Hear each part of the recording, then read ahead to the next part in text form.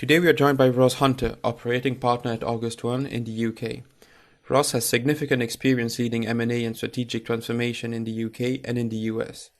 Ross, thank you for speaking with us today about the SME buyout opportunity in the EU and what makes it so attractive to investors. Hello, this is Ross Hunter with August One. Here today talking about investing in lower middle market companies, and there's a number of reasons that we feel that those type of businesses are very attractive for investors, particularly because it is a space that is neglected from the larger investment houses, the PE firms, and is typically a little bit too established for venture capital funds. So the ability to acquire an existing established SME business is typically at a lower multiple in this space in the market than what you would get for a PE-backed deal or venture capital. And as a result, you have the ability to generate significantly higher returns through that investment.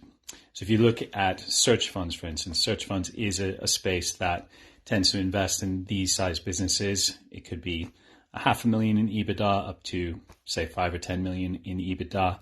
And the multiples on those type of transactions tend to be around 3.5 to 4x EBITDA. And that's simply a lot lower than what you have for larger businesses that have a greater scale and are therefore more interested to people with really large amounts of capital, such as the private equity firms. And that means it's a great opportunity for investors to look at that space, since it just doesn't have as much interest. But the businesses are very attractive, very sustainable, and capable of generating profits and growing. Thanks, Ross. In addition, which sectors are attractive to August One and why?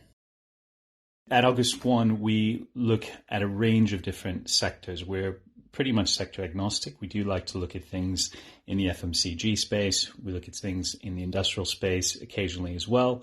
But ultimately, what we're trying to do is find those lower middle market businesses, very established firms, often family owned, that have been run potentially for multiple generations, that generate sustained profitability.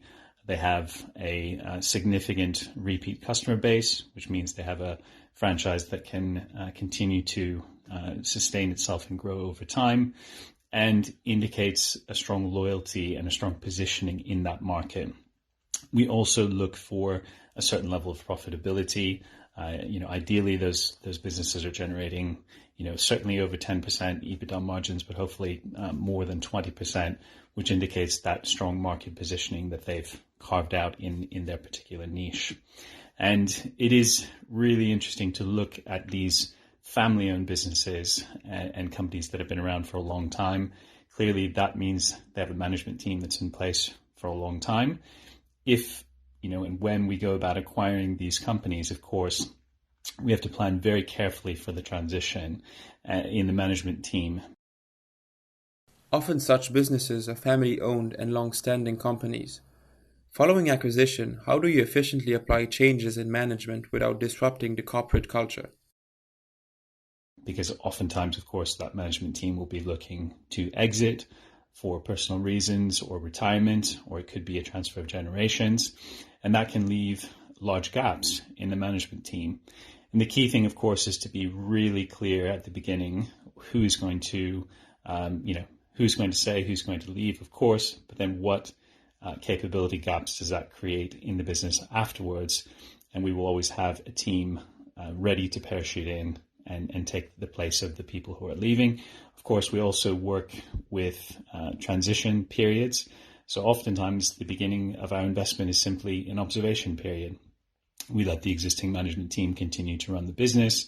We learn about the business. We understand the relationships. We meet all the people and all the teams.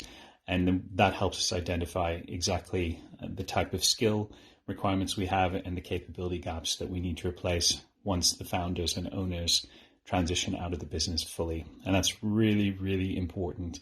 Planning and finding the right people, but spending a lot of time with the management of the companies that we acquire is the critical piece in making that transition work.